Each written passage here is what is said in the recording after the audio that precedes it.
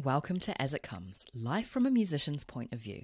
I'm Davina, I'm a freelance cellist based in London, and I have two friends. Ooh, hashtag boasting. I have two... Stay with me. As we know, here in the UK, we're slowly edging our way back to normality via the route of vaccines, testing, and continued caution. And thankfully, because of this, it means that some performance opportunities are being offered to musicians. I will say nowhere near the level of performances we had pre-pandemic, but a very grateful and hopeful start. What this means is the return of the phenomenon of the last-minute gig offer. Remember those? Before coronavirus, you'd more likely be inclined to say yes, due to the nature of freelance work itself being very capricious, leading to a frantic series of events including quick-fire planning of logistics and travel, finding out the nearest place to source last-minute black clothing, and rearranging previously made plans. It's so stressful. But you do it because you think, oh, well, be grateful for the work, or, oh, they may never ask again. And don't get me wrong, a lot of these lead to fantastic opportunities for many players, myself included. But after 15 months of having a teaching schedule that has, weirdly, provided me with the most stable routine of my life, plus making a podcast whenever I fancy, the idea of rushing around for a last-minute gig request is not something I personally miss. Back to my two friends. Last weekend, both of them received separate but similar last-minute performance opportunities. The first, at 10:30 in the evening, the night before the show. The audacity. The second, 4 hours before the start of the show. Two friends, two last-minute gigs, two very different reactions. The first declined because they thought it would be a faff, and they were really looking forward to having friends round that evening. The second accepted with great gusto, embarking on a cycling journey of 13 miles to go pick up their black clothes and instrument, to the train station to jump on a 40-minute train ride to the venue, and plonk themselves down to sight read some ridiculously difficult repertoire. Now, I know there are other factors at play here, such as how much energy you have at the time, the value of the repertoire, and perhaps the ensemble that's asked you to play, how much you value your social life, or even where you are in your career. And there's no right or wrong answer because it's down to the choice of the individual. But as we emerge from this side of the pandemic, I wonder if we'll be hearing more stories of the former, the declining of gigs for the benefit of one's mental health, and less of the latter, which you could argue was more common before the pandemic. Which one would you choose? Just make sure that whichever one you choose, that it makes you happy in some way. Maybe running around frantically does make you happy. I know a lot of people that find that thrilling. Yes to the good gigs, and don't be afraid of saying no if you don't feel like it's right. Anyway, onwards to my conversation I had last week with two fabulous musicians, pianist Sarah Nicolls and cellist Maja Bugge. As a duo, they've developed a show called Ballad of a Changing World, using their musical powers to speak up about climate change. You'll hear them talk about that, as well as Sarah's inside-out piano, which melds nicely with Maya's experimental cello techniques to create a new musical soundscape. We spoke about how change is empowering, and how the pandemic has tested musicians by pushing their limits on what they can achieve. Here's my chat with Sarah and Maja.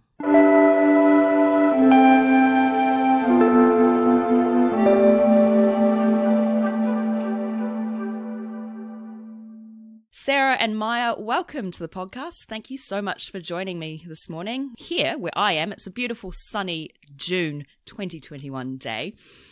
So 2021, the pandemic, there's this sort of air of optimism with live performance coming back.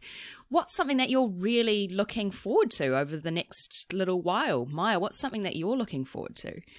Well, there's just been a few gig offers coming in, and I did my first gig a couple of weeks ago, and it was just, quite emotional to be back in that space with the audience. Just more of that, I think I'm really looking forward to. And also, I am a teacher, so getting back into teaching face to face and being with students is very inspiring.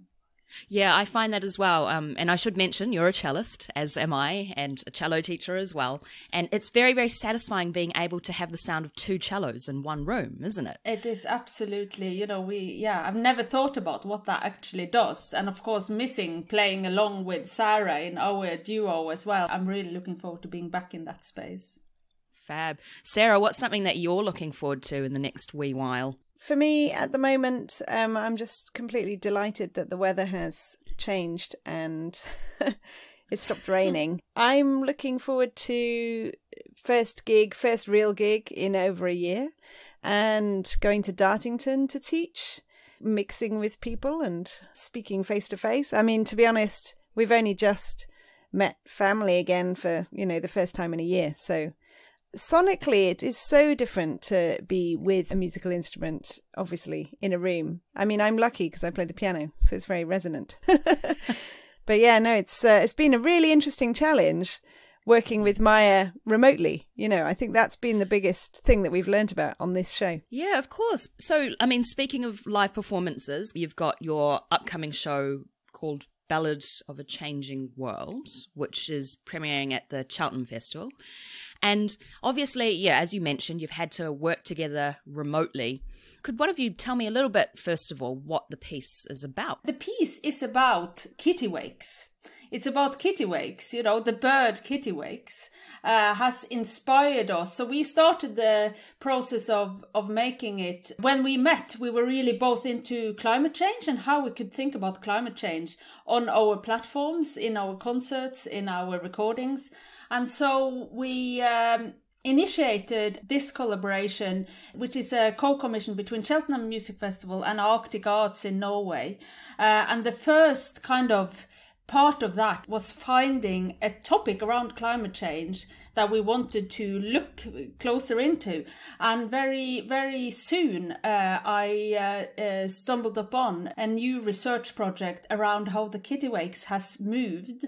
I'm from the very rural islands in the Arctic and grew up there with kittiwakes as a big part of my every day. And meeting this scientist in the Arctic University and learning that the kittiwakes have now moved from the bird cliffs into the cities. And they're really struggling. They're trying to adapt. And I just found this extraordinarily fascinating. And so the show and the piece is all to do with us talking to these climate scientists in the UK and in Norway around these birds and getting inspired by the birds, I suppose. It's important to say a kittiwake is a sort of gull, just for anyone that doesn't know. And also the reason why they're moving into cities is basically because the ocean is warming. So the food that they would normally feed on is going deeper. And there's also increased storms in the summers, which washes their nests off the cliffs. So that's why they're a kind of early indicator. They're like a kind of warning sign species. And the other really weird thing about the project is it happened that this is a feature of both the northern part of Norway where Maja is from, but also Newcastle, where I'm from. So there's this kind of amazing international link between the birds and between Maja and I. Wow. It's interesting, isn't it? Like using nature as your indicator that something is up. It's like how they often say that before a storm, dogs and cats go mental because they can sense something in the earth. But I guess it's like that. It's kind of like the earth saying that something is changing. So tell me a little bit about what the show is going to consist of. We'll talk a little bit about the Inside Out piano shortly, but how are you staging the show? I know it's staged as a discussion or a meeting. Is that right? The show itself that we're making now is basically in a film format. So because we had to make it in lockdown and it was for digital kind of release, if you like. Essentially what it is a mix of conversations between Maja and I and the scientists, and then pieces of music where Maja and I are attempting to create duos between Lancaster and Stroud. And so what you get is a split screen where I'm playing the piano and Maja's playing the cello. And we explored loads of different ways of making music remotely together. As you'll know from making a podcast, issues of synchronicity, latency, these things are the challenges. But also, how to get into the same zone with each other. How do you create that feeling of live when you're miles apart?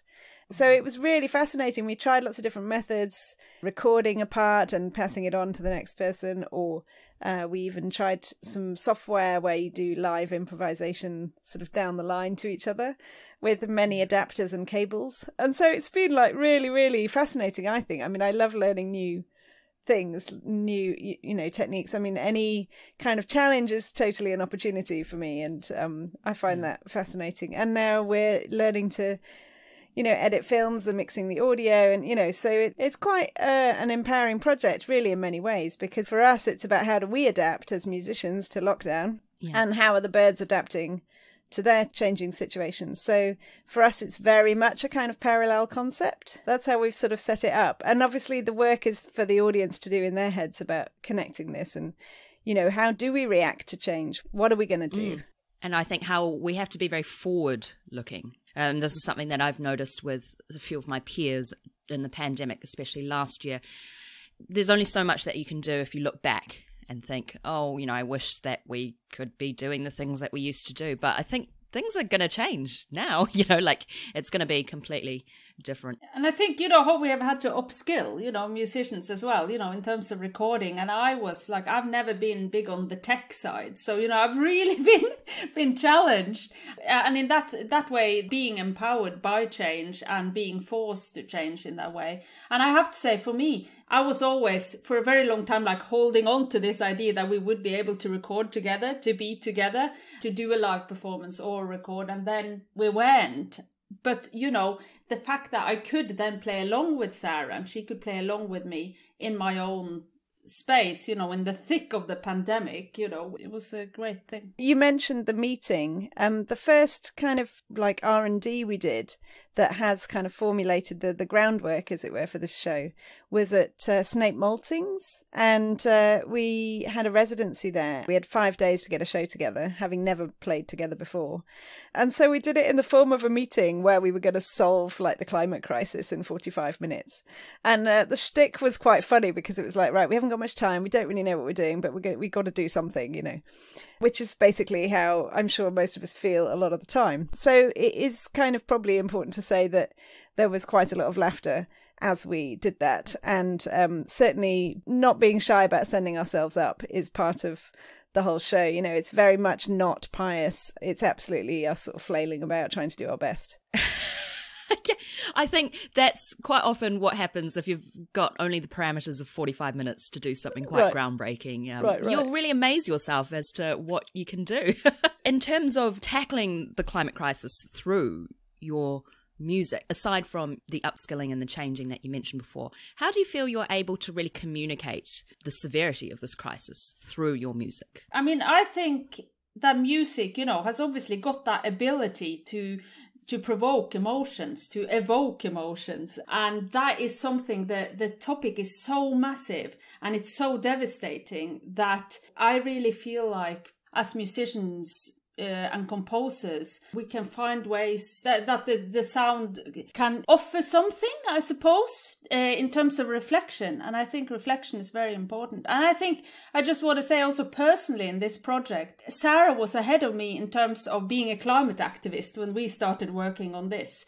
And so I very much felt like, yeah, obviously this is a big problem, but I don't know how to it's too big. And so I think the project and Sarah in particular inspired me to change that idea in my head from passive to active, actually, saying I can do something about this. I'm doing something about this as a composer in this piece, but I'm also doing something about this on an everyday level, trying to educate my children when we go to the shops. That's been quite an eye-opener for me. Yeah, I think everything Maja said, about reflection, I think that's kind of it, really, that as far as I have kind of read from really top activists around the world, people like Bill McKibben, who ran 350.org and so on, a lot of the advice is like, just keep talking about it, because it's about raising awareness and it's about getting people to ask themselves questions. It's not about us coming on stage and saying, hey, you guys, you need to do this,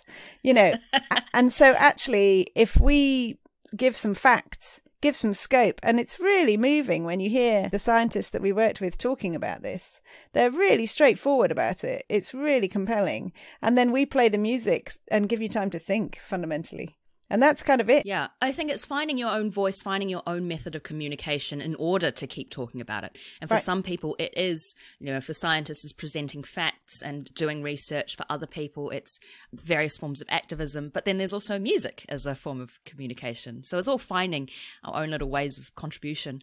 So I wanted to ask about the inside-out piano, because this plays a big part in your work. Sarah, can you tell me a little bit about how you came about making this instrument?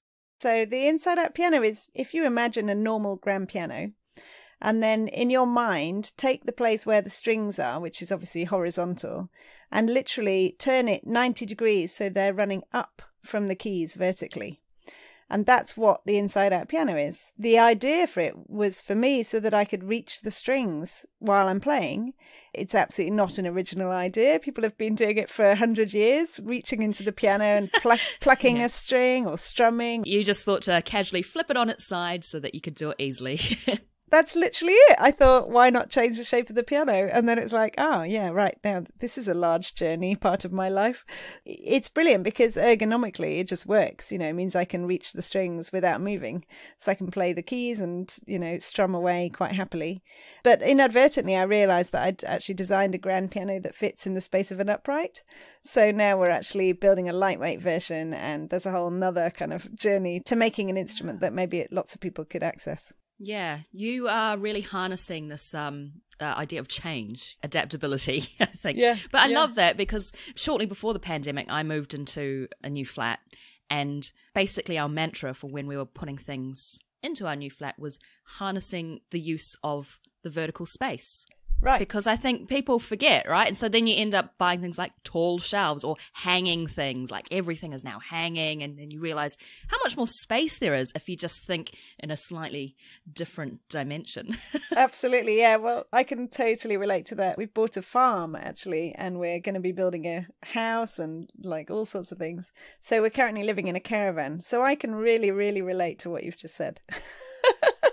I also just want to say, in terms of working with Sarah and also for other musicians, the access you get to sounds that you've never really been with before. I've played with a lot of contemporary classical pianists, who hole over the piano like and almost break their back every time they're doing the strings. And you get a little bit of that sound, but it's really with the strain.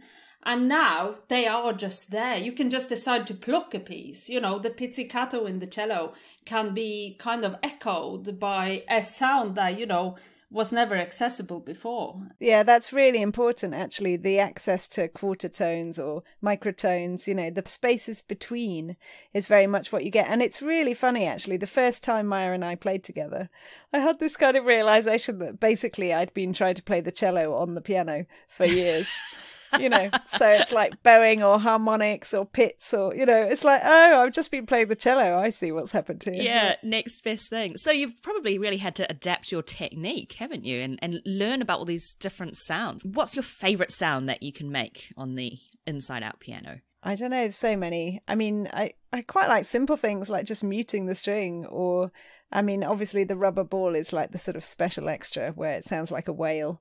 But with Maja, I love just doing things like harmonics, actually. And, they're so easy to reach. We've sort of created this very fluid language together. And also it's really interesting in terms of how we mix our backgrounds as classically trained musicians with lots of kind of free improvisation, but also something much more kind of harmonious and melodic than what you would normally call free improvisation.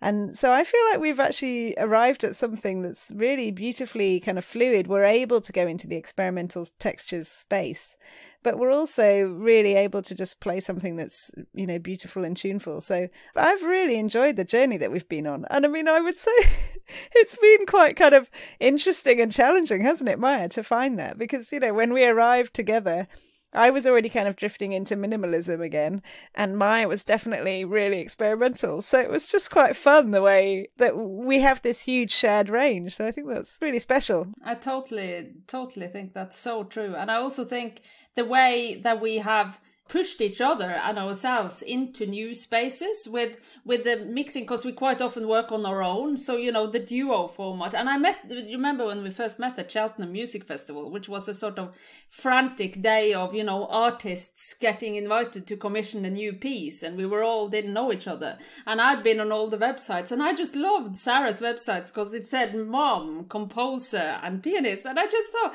great, this is, and the work, obviously, it's really interesting. So, yeah. So, Maja, tell me about some interesting voices that you contribute through the cello. You've got this kind of backdrop of the inside-out piano, this kind of sounding board which kind of reflects some of the sounds that you make. What are some interesting, maybe slightly less conventional cello sounds that feature in this piece? Well, I think, the combination of what I can hold, which is the long melodic lines, which is obviously not new. They're very old, but, they're about revisiting that world and echoing something that is from the past. With, again, I have been exploring a lot with harmonics and the sul ponticello. How can you push those edges on the instrument? How can you be in control of the sound when you're playing sul ponticello, for example? And then, you go out of the control. You lose you don't know what note you're playing, and then you go back again. And I think being in that sort of unknown space is a sort of common interest for both of us. I also think that I have revisited quite a lot of pizzicato techniques, that I just heard from Sarah plucking the strings and going, oh, actually, you don't just need to do it in that way. And I think that is where our collaboration is really strong, is that we go, yeah, you could do it in this way, but what if you did it in another way? Or what if you made a film? Because this time we're going to have to make a film of the project. Shall we try and learn film editing? The brain is really flexible. The creative brain goes beyond, and as a classical player, that is obviously, it's challenging. Yeah, you're pushing your boundaries. It's Totally. the neuroplasticity of being able to take on new concepts all the time. But that's the thing about pizzicato. I'm going to go into a little bit of a string nerd rant here. But we never really learn how to do pizzicato properly. I feel like we pick up slightly different nuances of the technique when we're sitting in ensembles or an orchestra and observing other people, which goes back to what we were saying before. But, in terms of really advanced pizzicato technique, we don't really delve into it, do we? No, absolutely not. And I do find that again and again as a teacher as well. You say, oh, it says pizzicato, you do it in this way and you teach it for a couple of minutes and that's it. Whereas it actually, I do a lot of jazz playing in bands and being the bass role, and so have had to learn and take up quite a lot of techniques, around that kind of pizzicato, which is very different from the classical one. Yeah. Jazz double bass plucking. I just have a funny image because a lot of the teaching that I've done has been, telling students to make sure that your contact point is correct on the string, make sure you're not going too close to the bridge. Have you ever had, moments like that in your teaching where you're telling students to do a certain thing, and then have they ever seen any of your wild techniques and being like, Miss, you're playing right next to the bridge? They certainly have, yeah, they certainly have. They quite often come to my concerts and I do get challenged, on that. But also I quite often bring it into the lessons. Like, we can learn how to play with the bow, so you get that sound that you need to get. We can really work hard on that, and we work on that for years. But also, the last 15 minutes of the lesson is composition or improvisation. And you're actually exploring sound, and trying to find it other sounds, and obviously for children that is often very exciting. Absolutely, yeah, because I think a lot of students can get really caught up in the whole structure of grades, very much within certain parameters, but it's quite liberating just to explore an instrument in its entirety. It's something I've observed with the inside-out piano, actually, which is that it's so kind of readily available to children. I mean, I spent a lot of my childhood trying to see the hammers move, because that's what you're controlling. Whereas on the inside-out piano, you can't not see them. They're right in front of your face.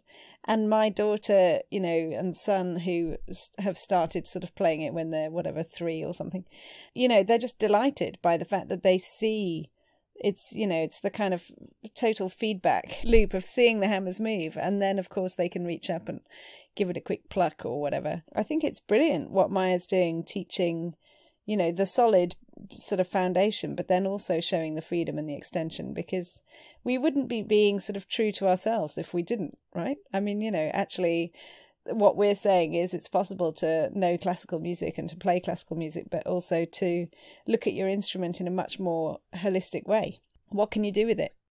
Yeah, we're extending ourselves. We're extending the possibilities of our instruments. Are you going to be offering lessons on the Inside Out piano now? I try not to offer lessons generally. Fair enough. I've done my time with that, but you know, I do workshops. So yeah, if anyone wants to hire me for a workshop, that's fine. That's cool. It's when we start seeing Inside Out pianos in shops, we'll be like, oh, something has changed. Yeah. There's been a massive shift. Totally. Yeah. That's the dream. Thank you so much for telling me all about your upcoming work. It's really fascinating to hear about that.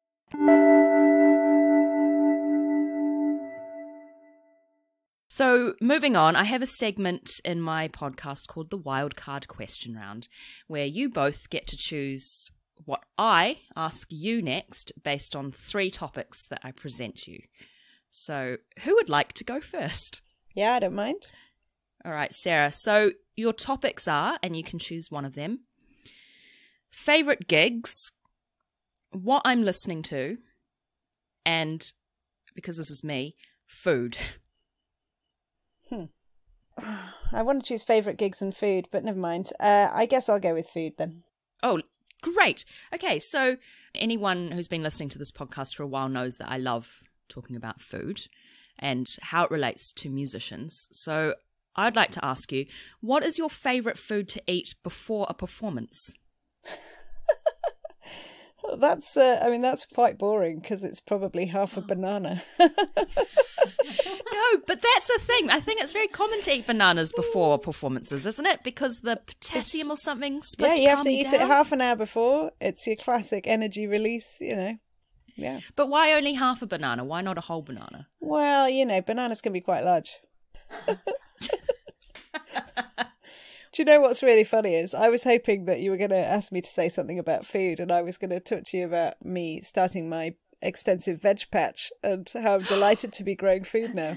But that's never amazing. Mind. No, but I love that because I'm growing vegetables as well. That's my pandemic pastime. Yeah. I started with the tomatoes and I started with courgettes, and my potatoes are really tall now. It's great. How do you have room for courgettes in a flat? I'm really fascinated. Do you have a big garden? I have a big garden. The garden Cool. is probably bigger than the flat, which is quite funny. And it's That's very brilliant. sunny. Great. It's sun all day long. But you've just bought a farm, so I imagine you've got a lot of space for growing your own food, right? So yeah, we inherited a manure heap, so that's where the squashes are going to grow. They're just going to cover it. Yeah, that's going to be delightful. Don't worry, it's pretty old manure. It's well rotted. Oh, well, that's perfect. That's what they love. Exactly. Oh. Yeah. And what else are you going to grow besides squashes? There's squash, courgette, nasturtiums, rhubarb, strawberries, blackcurrant, redcurrant. There's loads of potatoes, peas, rocket, beetroot, parsnips, carrots, etc., etc. I see some delicious meals in your future. Yeah, me too. Yeah. Oh, nice. Yeah, we've got an apple tree in the backyard, actually. And loads of lettuce. Oh, yeah, we planted an orchard as well, actually. Oh, my gosh. You're living the dream. Yeah, it is. Inside Out piano, inventing new ways of making music, and growing vegetables. It sounds like a good combo. Yeah, I mean, it's a kind of deliberate, in-the-round attempt to respond to, you know, basically the IPCC news in 2018, right, which said we've got 12 years to, halve emissions. So buying a farm and, you know, doing shows about it feels like, yeah, the important way. Anyway, this is meant to be the jokey section, so carry on with Maja. Well, you still have to purchase your bananas, though. I notice you're not growing bananas. This is it, yeah. I mean, the thing is, I haven't done a gig for a year, so, you know, maybe I'll change to apples. Yeah, nice. All right, so Maja, it's your turn to choose. I'll give you those topics once again. Thanks. So we've got favourite gigs, what I'm listening to, and food. Okay, I'm going to go with favourite gigs. What's your favourite gig that you've ever performed in? I think my favorite gig was a solo gig at Manchester Jazz Festival in 2018, when I had moved to the UK and I'd been a mom for a few years, and I was thinking, where am I going with my music? I met a guy who said, you should really be applying for this Manchester Jazz Festival artist development thing as a solo artist in the jazz world. And I was like, what? Okay, well, that's okay. I'll try that. And I did it. And I was sitting in St. Anne's Church in Manchester, and it was packed. I mean, it was 600 people, you know.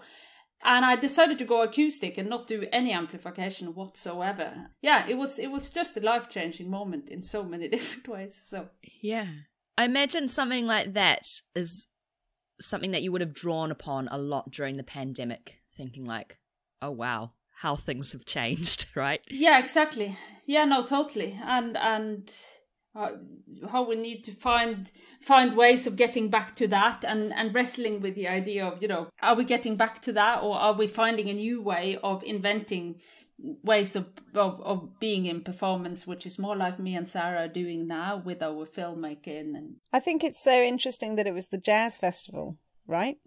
Because it just proves that jazz in general is able to be so much more kind of open-minded, you know, that actually they're able to say, yeah, this free improv cellist lady who's trained as a classical musician, she's jazz, you know, I like that. And actually it was Cheltenham Jazz Festival who invited us in the first place to come and respond to the commission, wasn't it? So yeah, there's an open-mindedness there, which is really, really healthy. And an inclusiveness as well. Have you ever found that you've been sort of excluded from things because of what you do? I just think lately I've sat more easily in that very generous umbrella of jazz and experimental jazz. I've struggled more in the UK to find my way into the contemporary classical scene. That's also to do with where I live. There isn't that many classical musicians around here, you know, so it's to do with the context, isn't it? One of my early ambitions in life was to play at the Wigmore Hall. And I was lucky because I did that, and then I was confused about what my next ambition should be, because I'd sort of imagined it would take all my life to get there. But now you've said it, it occurs to me that the Wiggers hasn't, booked my inside-out piano. So, you know. Wigmore Hall, if you're listening. They should get it in there. Yeah, they should. It doesn't take up that much space. It's a small stage. So. Well said.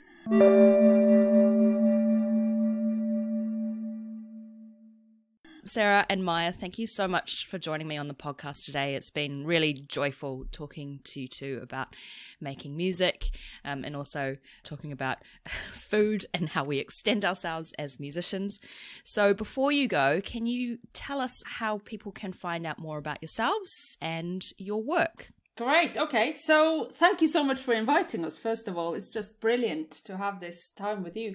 You can find out more about my work on my website, majabugge.com, and Facebook, Maja Bugge Solo. And also, I just want to say that in the show that we're making for Cheltenham Music Festival and Arctic Arts, we've worked with Tone Reiertsen, which is a biologist from the Arctic University in Norway, and Helen Wilson, which is associate professor in human geography. Is that right? At Durham University. Durham, yeah. And my website, sarahnicolls.com, and everything else, look for Sarah Piano. And I think you can book tickets now for the Cheltenham show. There's a Q&A, live Q&A with us and both the scientists after the show. So that would be great to see some of you there. Is that something that will be accessible to people outside of the UK by any chance? Yes, it will be accessible to absolutely anyone. Yeah.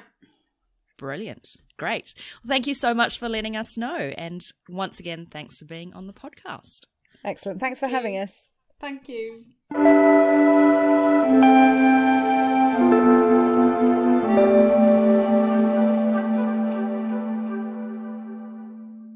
Hope you enjoyed my conversation with Sarah Nicolls and Maja Bugge.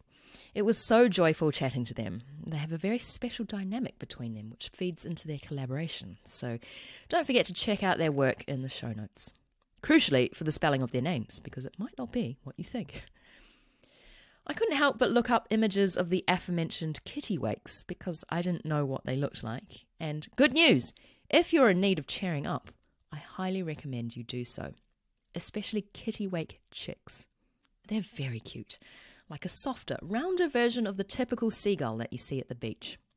I haven't met one yet, but I'd like to think that they're less aggressive as well, less inclined to squawk in your face or steal your chips. But who can say no to chips? That's it for today. Special thanks to Ros Nagy for my logo and Daniel Elms for my jingle. Tremendous thanks to Sarah and Maja for being my delightful guests in this episode. And as always, thank you for listening. If you like what you hear, you can support the podcast by buying me a coffee on my coffee page. Link is in the show notes. Get in touch at asitcomespodcast@gmail.com or on the website asitcomes.com, where you'll also find all previous episodes and transcripts of the podcast. You can also get in touch with me via Instagram and Facebook, where I highly recommend you give me a follow and a like at asitcomespod.